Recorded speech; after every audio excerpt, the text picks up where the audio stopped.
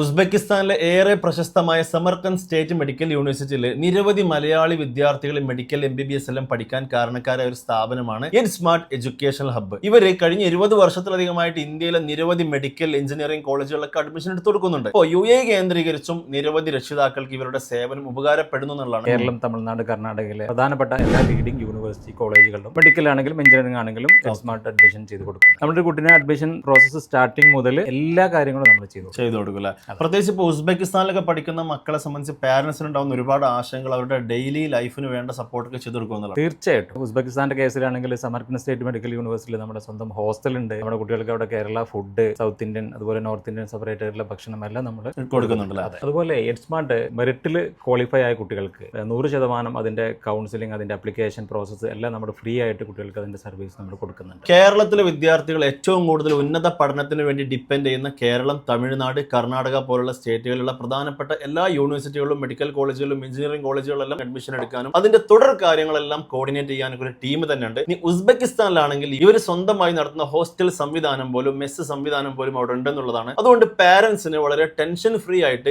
Ed smart educational ഹബിനെ depend ചെയ്തിട്ട് നമ്മുടെ മക്കൾക്കുള്ള അഡ്മിഷനൊക്കെ ഉറപ്പുവരുത്താം. ഇതുപോലെ എക്സ്പീരിയൻസ്ഡ് ആയിട്ടുള്ള ആളുകളുടെ സേവനം ഉപയോഗപ്പെടുത്തുക.